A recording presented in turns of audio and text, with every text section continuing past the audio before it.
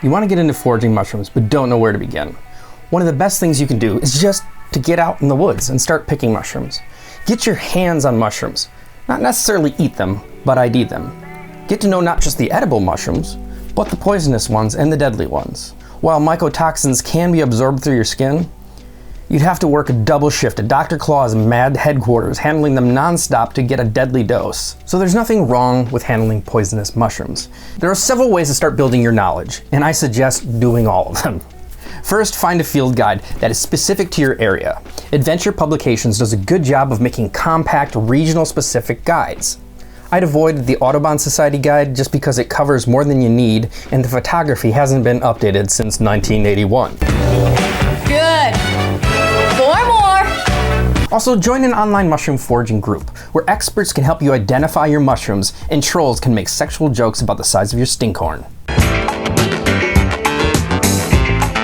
There's also apps like Seek, which are a lot of fun, but these apps can only send you in a direction, and oftentimes it might be the wrong one.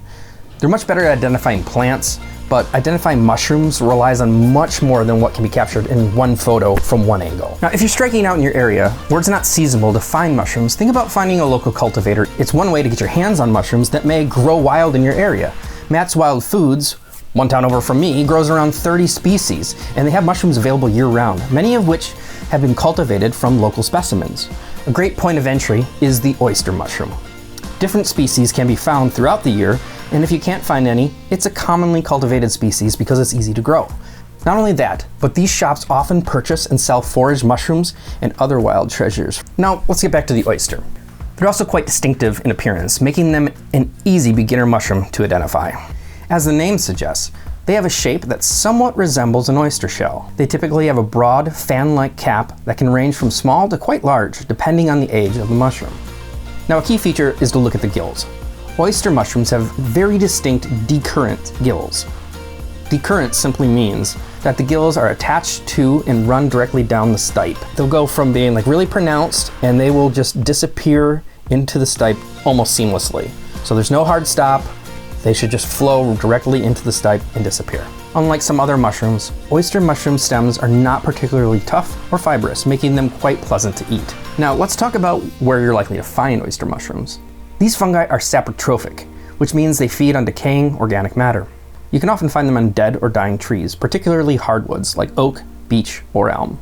Other cultivated species you'll find in your shop and also in the wild would be lion's mane, bear's head tooth, also maitake and velvet foot, also known as enoki. You can take it a step further and pick up a fruiting block from a cultivator, which is a great way to observe mushrooms and how they change with age.